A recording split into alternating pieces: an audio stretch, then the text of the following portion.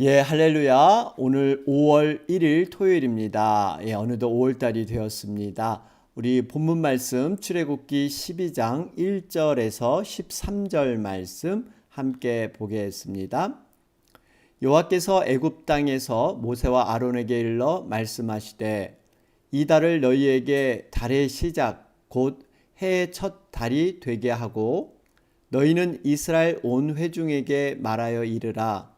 이달 열흘에 너희 각자가 어린 양을 취할지니 각 가족대로 그 식구를 위하여 어린 양을 취하되 그 어린 양에 대하여 식구가 너무 적으면 그 집의 이웃과 함께 사람 수를 따라서 하나를 취하며 각 사람이 먹을 수 있는 분량에 따라서 너희 어린 양을 계산할 것이며 너희 어린 양은 흠없고 1년 된 수컷으로 하되 양이나 염소 중에서 취하고 이달 열 나른 날까지 간직하였다가 해 질 때에 이스라엘 회중이 그 양을 잡고 그 피를 양을 먹을 집 좌우 문설주와 임방에 바르고 그 밤에 그 고기를 불에 구워 무격병과 쓴 나물과 아울러 먹되 날 것으로나 물에 삶아서 먹지 말고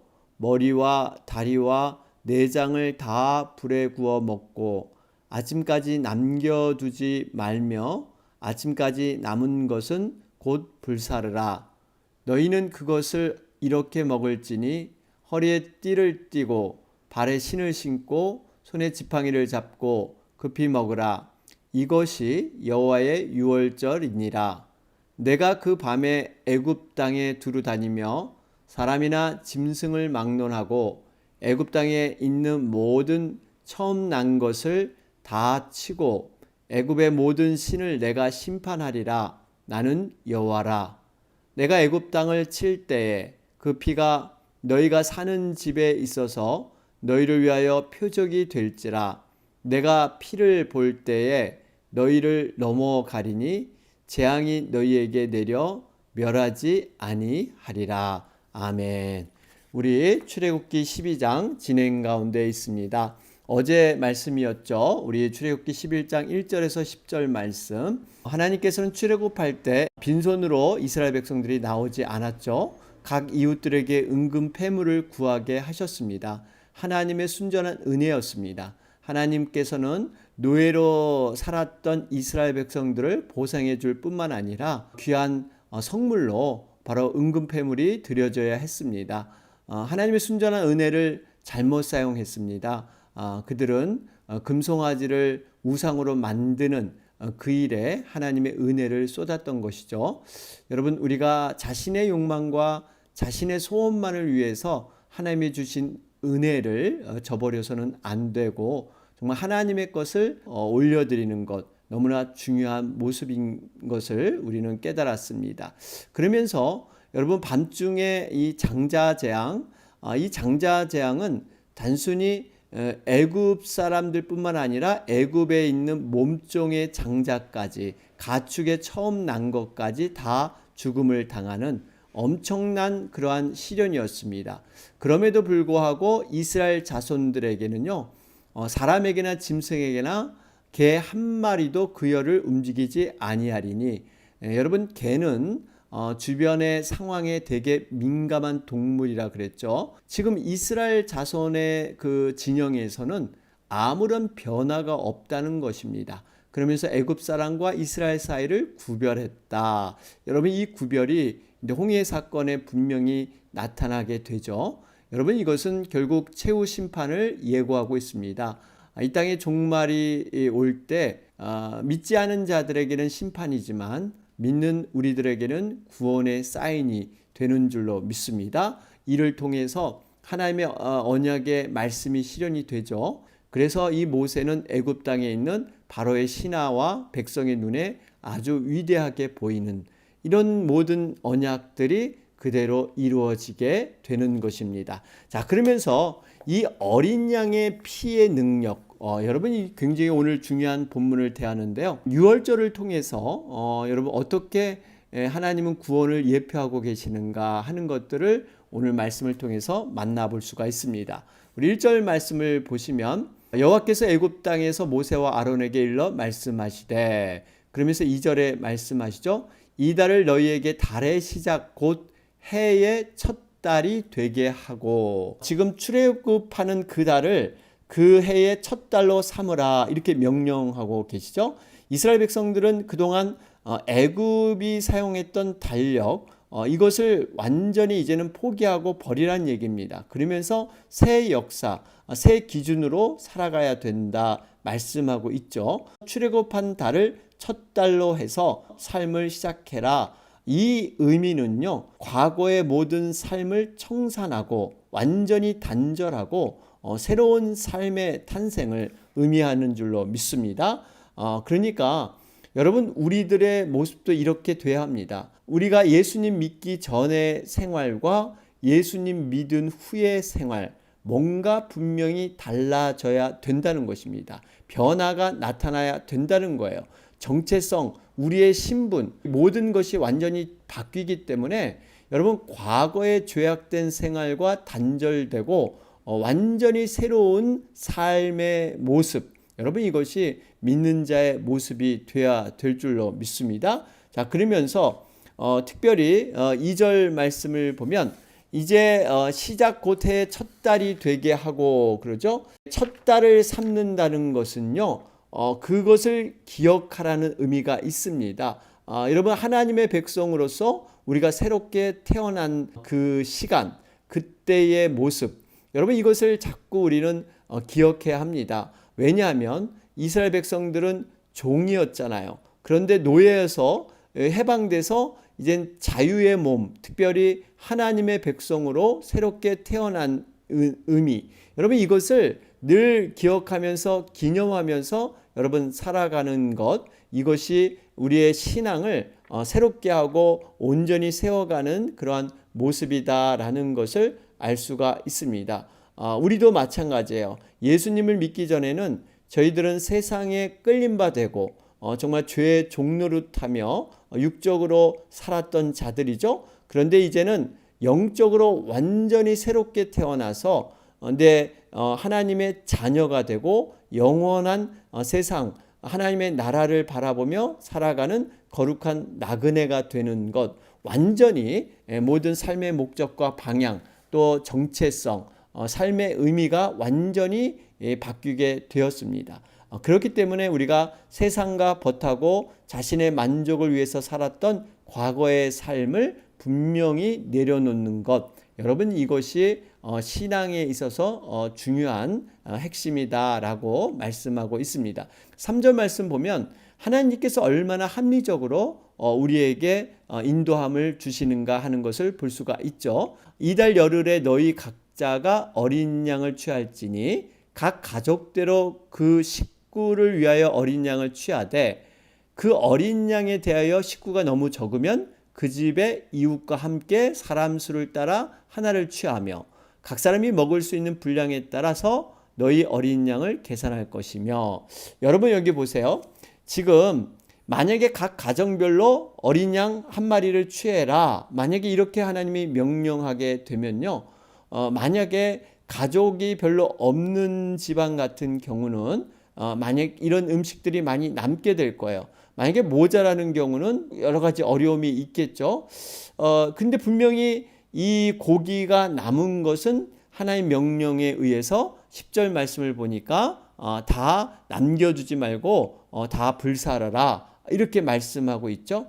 여러분, 그런데 하나님께서는 얼마나 합리적인 방법으로 하나님의 명령을 따르게 한지 모릅니다. 각자의 처지와 형편을 고려해서 이렇게 어린 양을 취하되 이렇게 식구가 적으면 이웃과 함께 취할 수 있도록 이러한 그 하나님의 유연성을 우리에게 주고 있습니다. 이것을 통해서 우리가 깨닫는 것은 하나님은 우리의 처지와 형편을 전혀 무시하지 않고 그것을 최대한 살려서 하나님의 명령을 준행할 수 있도록 이렇게 하나님께서 베풀어 주시는 하나님의 섬세하신 인도함을 우리는 볼 수가 있습니다. 자, 그러면서 5절 말씀을 보시면 너희 어린 양은 흠없고 1년 된 수컷으로 하되, 여러분 여기서 흠없고 일련된 수것으로 해야 되는 조건이 있습니다. 어떤 병들거나 온전치 못하거나 늙은 것으로 유월절 희생제물을 드릴 수가 없습니다.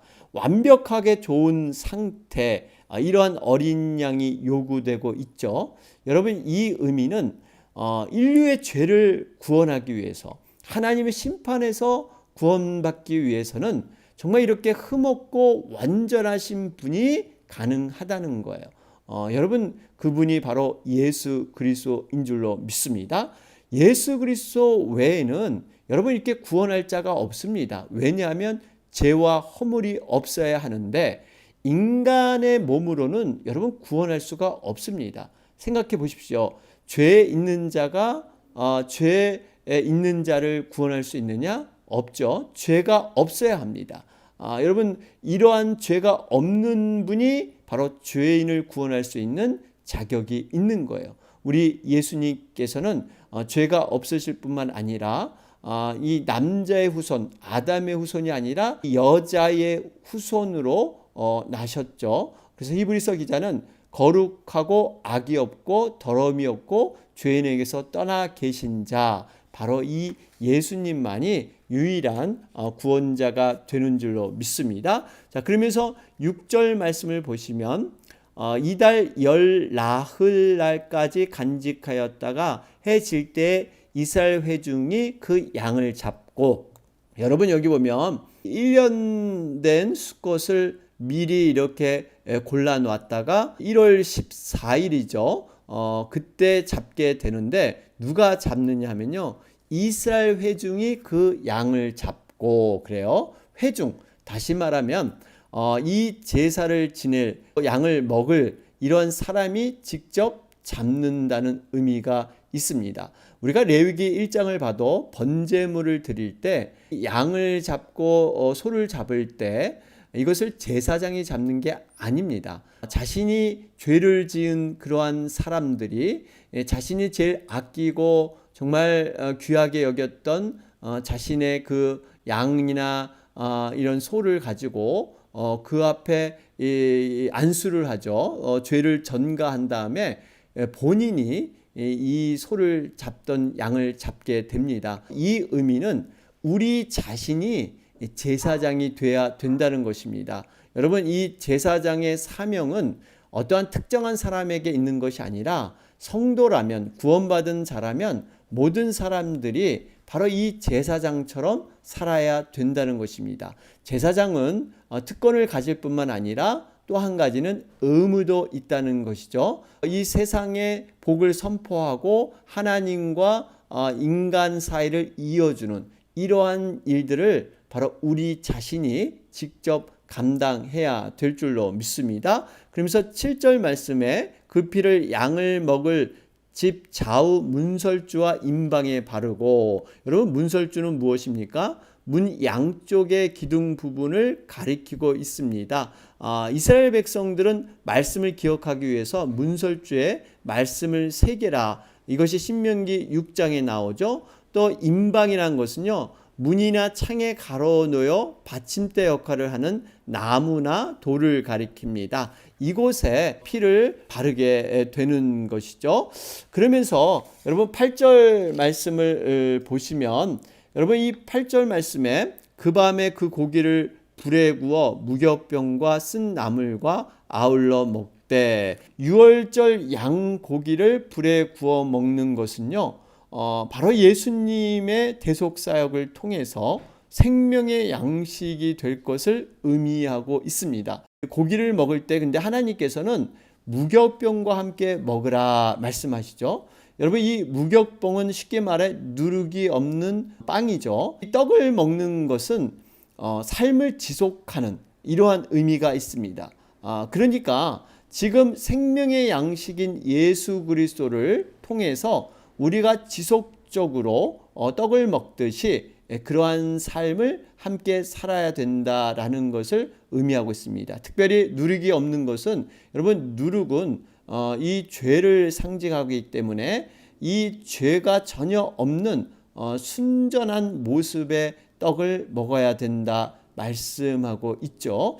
여러분 이 의미는 양고기와 함께 먹은 누룩 넣지 않은 무교병, 이것은 예수님의 그러한 구속의 은혜에 우리가 힘입어서 죄에서 구원받은 사람들은요, 이제 과거에 이런 죄악과는 끊고 정말 순결한 거룩한 삶을 살아야 된다 하는 의미가 들어 있습니다. 자, 그러면서 이 8절 말씀에 이것을 쓴 나물과 아울러 먹되, 그러죠. 쓴 나물은요, 예수님께서 인류를 위해서 죄에서 구원하기 위해서 십자가의 고난, 여러분 이 고난은 얼마나 쓰고 힘듭니까? 그 의미를 새기는 것이죠. 그래서 성도들은 예수 그리스도의 십자가 고난에 동참해야 하는 것입니다.